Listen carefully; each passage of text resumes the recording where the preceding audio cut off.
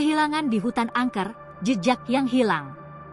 Di sebuah desa kecil, terdapat sebuah hutan yang selalu dihindari oleh penduduk setempat. Konon, hutan itu dihuni oleh makhluk-makhluk gaib yang membuat siapa saja yang masuk tidak akan pernah kembali. Namun, ketika seorang anak hilang tanpa jejak di hutan tersebut, seorang kakak yang penuh tekad berusaha mengungkap misteri dan menyelamatkan adiknya. Akankah ia berhasil keluar hidup-hidup, atau malah menjadi korban berikutnya dari hutan angker ini?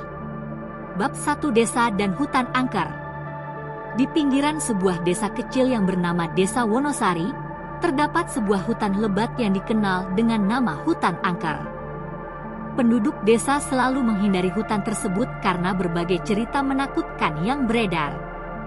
Menurut cerita yang turun-temurun, banyak orang yang hilang di dalam hutan itu dan tidak pernah kembali. Pak Harun, seorang petani tua yang sudah tinggal di desa itu seumur hidupnya, sering menceritakan kisah-kisah seram tentang hutan tersebut kepada anak-anak desa. Jangan pernah masuk ke dalam hutan itu, katanya. Ada sesuatu yang jahat di sana. Suatu hari, Desi, seorang anak berusia 10 tahun, bermain terlalu dekat dengan hutan itu dan tidak kembali ke rumahnya. Keluarganya panik dan seluruh desa dikerahkan untuk mencarinya. Namun, setelah berjam-jam mencari, mereka tidak menemukan apa-apa kecuali jejak kaki kecil yang mengarah masuk ke dalam hutan. Bab 2. Keputusan Sang Kakak. Rina, kakak perempuan Desi yang berusia 18 tahun, merasa sangat bersalah. Dia merasa seharusnya menjaga adiknya lebih baik. Rina adalah seorang gadis yang pemberani dan tidak mudah percaya pada cerita-cerita hantu. Dia memutuskan untuk masuk ke dalam hutan dan mencari Desi sendiri. "Jangan, Rina!" teriak ibunya dengan air mata berlinang. "Hutan itu berbahaya. Kita akan menemukan Desi dengan cara lain." Namun, Rina tidak bisa duduk diam sementara adiknya mungkin dalam bahaya. Dengan hanya membawa senter, peta lama, dan bekal secukupnya, dia memasuki hutan yang terkenal angker itu. Bab 3. Petualangan di hutan. Saat memasuki hutan, suasana segera berubah menjadi suram. Pepohonan tinggi menjulang dengan ranting-ranting yang seolah meraih ke arahnya. Rina merasakan udara dingin yang tidak wajar di sekitarnya. Namun, dia tetap melangkah maju, mengingat jejak kaki Desi yang dilihat sebelumnya. Setelah beberapa jam berjalan, Rina menemukan jejak kaki Desi yang lain, tetapi kali ini di sampingnya ada jejak kaki lain yang lebih besar. Siapa yang bersama Desi? Pikirnya dengan khawatir. Namun, rasa takut itu tidak mengalahkan tekadnya untuk menemukan sang adik. Saat malam mulai tiba, Rina memutuskan untuk mendirikan tenda kecil yang dibawanya. Suara-suara aneh mulai terdengar dari kegelapan hutan. Suara angin yang menderu, ranting-ranting yang patah, dan desisan yang tidak wajar. Rina mencoba untuk tidak memedulikannya dan berusaha tidur. Bagian 4. Penemuan misterius. Di tengah malam, Rina terbangun oleh suara langkah kaki di luar tenda. Dia mengambil senter dan perlahan membuka tenda. Di luar, dia melihat bayangan seorang anak kecil berdiri di kejauhan. "Desi," panggilnya dengan suara bergetar. Namun, saat Rina mendekat, bayangan itu menghilang. Di tempat bayangan itu berdiri, dia menemukan sebuah boneka milik Desi. "Desi pasti ada di sekitar sini," gumamnya. Dengan semangat baru, dia melanjutkan pencariannya. Saat pagi tiba, Rina menemukan sebuah pondok tua yang tersembunyi di balik semak-semak. Pondok itu terlihat sangat tua dan hampir runtuh.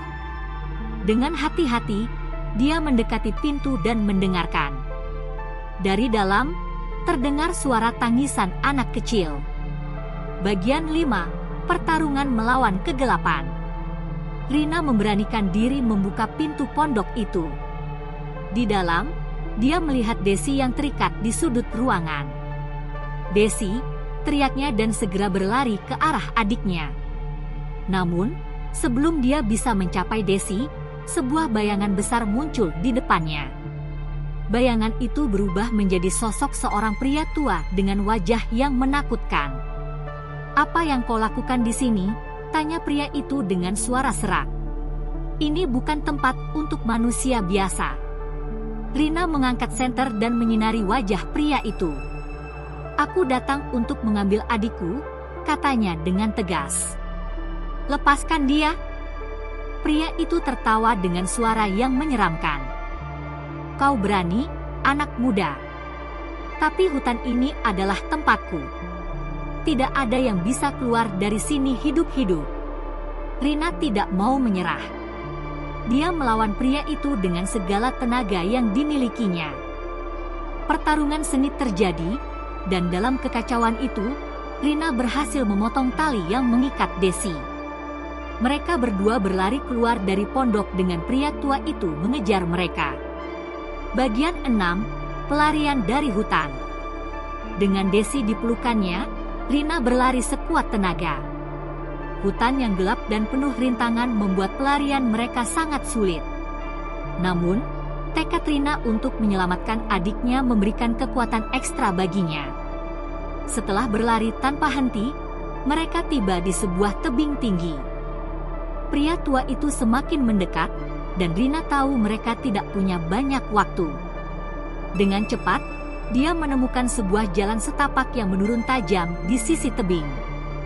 Mereka mengikuti jalan setapak itu dengan hati-hati, dan akhirnya tiba di sebuah sungai yang memisahkan hutan dari desa.